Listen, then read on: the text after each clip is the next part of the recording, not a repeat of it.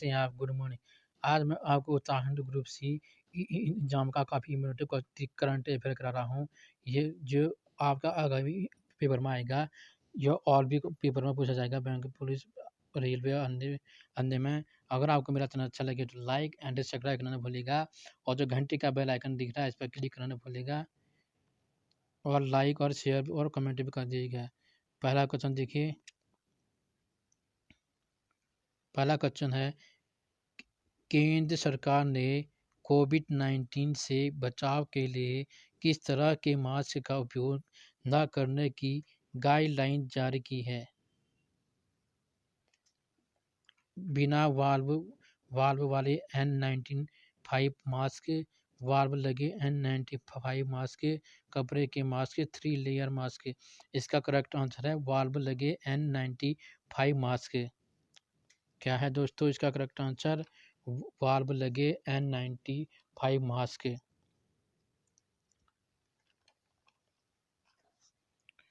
और जो केंद्र सरकार ने है वह क्या है, बिना कहते हैं बिना वाल्व यानी वाल्व लगे N95 मास्क है। क्या है?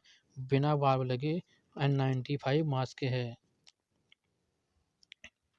इसका जो डिटेल में जानने के लिए आप ध्यान से सुनिएगा और स्टार्टिंग से लेके एंड तक मेरा वीडियो देखना न भूलिएगा। अगर आपको अच्छा लगता है तो मेरा वीडियो लाइक करना। सरकार के स्वास्थ्य सेवा महानिदेशक डॉक्टर राजीव गर्ग ने राज्यों और केंद्र शासित प्रदेशों को पत्र लिखकर इसके इस्तेमाल पर रोक लगाने को कहा। बिना वाल्व या बिना फिल्टर वाले N95 मास्क या ट्रिपल लेयर मास्क का इस्तेमाल करना ज़्यादा बेहतर है। WHO ने भी वाल्व वाले मास्क से ट्रिपल लेयर मास्क को बेहतर बताया है। दरअसल गाइडलाइन में यह भी कहा गया है कि मास्क किसी के साथ शेयर न करें। परिवार के हर सदस्य का अलग मास्क हो।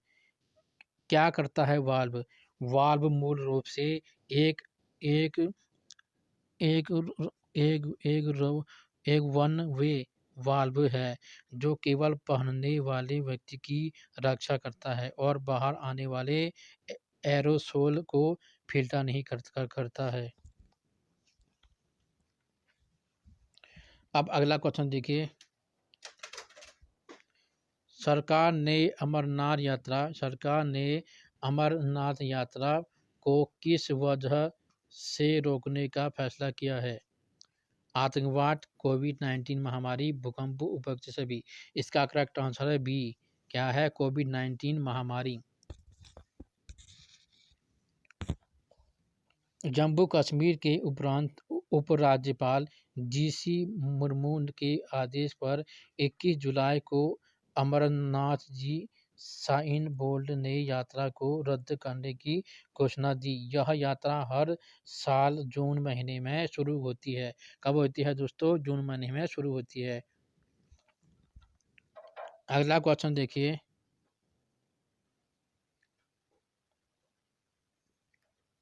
किस राज्य सरकार ने मास्क न पहनने वालों पर अधिकतम 1 लाख रुपए का जुर्माना 1 लाख रुपए का जुर्माना और 2 साल की जेल का नियम लागू किया है? उत्तर प्रदेश, झारखंड, पंजाब, कर्नाटक। इसका करेक्ट आंसर है झारखंड। अगला क्वेश्चन देखिए। चीन ने अपना पहला मंगल मिशन 23 जुलाई 2020 को लॉन्च किया। इस मिशन का नाम बताइए। यानी कि इस मिशन का नाम क्या है? इस मिशन का नाम है करेक्ट आंसर है इसका तियानवेन 1। ये जो मिशन का नाम है उसका नाम है तियानवेन 1। यानी कि किस रॉकेट से इसे लॉन्च किया गया था? इसे लॉन्ग मार्च 5 से लॉन्च किया गया था।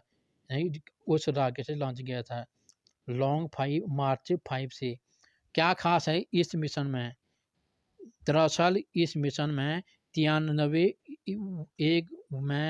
एक ऑर्बिटर तथा एक लैंडर है, एक रोवर है, और ये उम्मीद की जा रही है कि फरवरी 2021 तक मंगल ग्रह की कक्षा तक पहुंचकर मंगल ग्रह के 3 महीने तक चक्कर लगाएगा। इसके बाद लैंडर और रोवर उससे निकलकर मंगल ग्रह पर उतरेंगे। रोवर जो है वहाँ के वातावरण, यानी जो रोवर है वहाँ के वातावरण और मिट्टी, चट्टान चट्टान के बारे में जो डाटा कलेक्ट करेगा। क्या करेगा दोस्तों? डाटा कलेक्ट करेगा।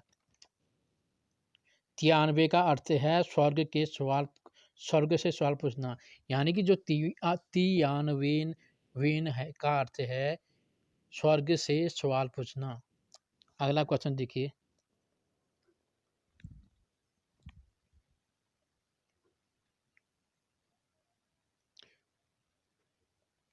फाइटर जेट राफेल में घातक मिसाइल हैमर लगाने के लिए एयरफोर्स ने किस देश को इस मिसाइल का इमरजेंसी ऑर्डर दिया है? यूएसए, इजराइल, फ्रांस, रूस। इसका करेक्ट आंसर है फ्रांस। क्या है दोस्तों? फ्रांस। यानी आप डिटेल में जानिए। इस मिसाइल को फ्रांस की इस मिसाइल को फ्रांस की वायुसेना और नेवी के लिए बनाया गया है। ये आसमान से ज़मीन पर वार करती है। क्या करती है? आसमान से ज़मीन पर वार करती है। न्यूज़ एजेंसी ANI ने यह इन्फॉर्मेशन दी है।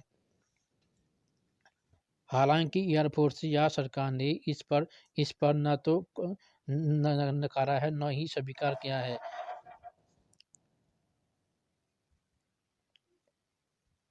हेमा लद्दाख जैसे पहाड़ी इलाकों में भी मजबूत से मजबूत शेल्टर और बंकरों को भी तबाह कर सकती है। यह इतना पावरफुल है कि इसके 60 से 70 किलोमीटर रेंज तक की टारगेट को तबाह किया जा सकता है।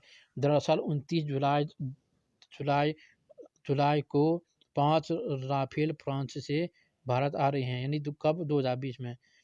भारत ने फ्रांस के साथ 2016 में 36 राफेल फाइटर जेट की डील की थी। मीडिया रिपोर्ट के अनुसार इसकी कीमत लगभग कितनी है? इसकी कीमत 58,000 करोड़ रुपए है। कितनी है? 58,000 करोड़।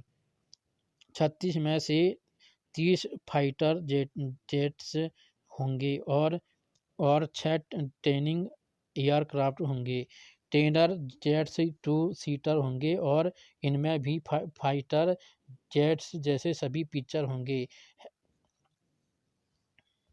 अगला क्वेश्चन देखिए। SBI जनरल इंश्योरेंस का MD CEO किसे बनाया गया है? इसका करेक्ट आंसर दोस्तों A. PC खंडपाल। यानी कि जून 2019 में SBI जनरल इंश्योरेंस के डिप्टी CEO के रूप में सेवारत हैं। वह भूषण महापात्रा की जगह लेंगे। किसकी जगह लेंगे?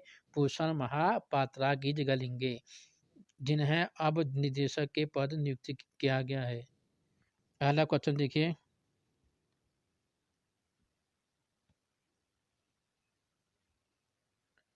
अगला क्वेश्चन है, महिला अफसरों को किस क्षेत्र में स्थायी कमीशन के लिए केंद्र सरकार ने 23 जुलाई 2020 को नोटिफिकेशन जारी किया है?